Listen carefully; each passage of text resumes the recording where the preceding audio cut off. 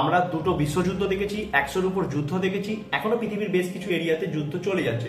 আমরা মানুষের মৃত্যু মিছিল দেখেছি, আমরা সন্ত্রাসবাদ দেখেছি, আমরা নিউক্লিয়ার বোমের হামলাও দেখে নিয়েছি।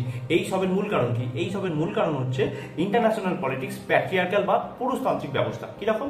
যেহেতু আন্তর্জাতিক রাজনীতি একটা নৈরাজ্যমূলক বা জঙ্গলের রাজ বলতে গেলে, যেখানে পুরুষদের একাধিপত্য বা মেল ডোমিনেশন দেখা যাচ্ছে এবং মেল ইগো এত ডেঞ্জারাস, সেই জন্যই পৃথিবীতে এত রকম সমস্যা, যুদ্ধ বা দ্বন্দ্ব দেখা যাচ্ছে। এই কথাগুলো আমি বলছি না, আন্তর্জাতিক নারীবাদী রাজনীতির বিভিন্ন স্কলার বলছেন যে যেহেতু আন্তর্জাতিক রাজনীতি পুরুষতন্ত্র বা প্যাট্রিয়ার্কাল দ্বারা ডমিনেট করছে, সেখানে জেন্ডার ইকুয়ালিটি নেই, সেই জন্য বর্তমান পৃথিবীর অবস্থা এত ভয়াবহ হয়ে গেছে। এবং যদি সভ্যতা মাতৃতান্ত্রিক বা ম্যাট্রিয়ার্কাল হতো, তাহলে কিন্তু এত পৃথিবীতে যুদ্ধ, ভয়, ঘৃণা, মৃত্যু মিছিল, সন্ত্রাসের অবস্থা সৃষ্টি হতো না। এক্ষেত্রে আমি একটা জিনিস কিছুতেই বুঝে উঠতে পারি না, যে ইন্টারন্যাশনাল পলিটিক্স যদি মাতৃতান্ত্রিক বা ম্যাট্রিয়ার্কাল হতো, তাহলে হয়তো এত যুদ্ধ বা এত সমস্যা হতো না। কিন্তু তাহলে ট্রেনের লেডিস কম্পার্টমেন্টে মেয়েদের মধ্যে এত কেন ক্যাচাল হয়?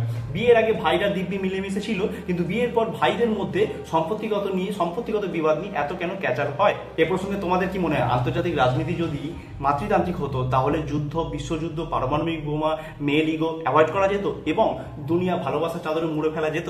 কমেন্টে অবশ্যই জানিও, এবং এরকম ইনফরমেটিভ ভিডিও দেখতে হলে অবশ্যই আমাকে ফলো করো।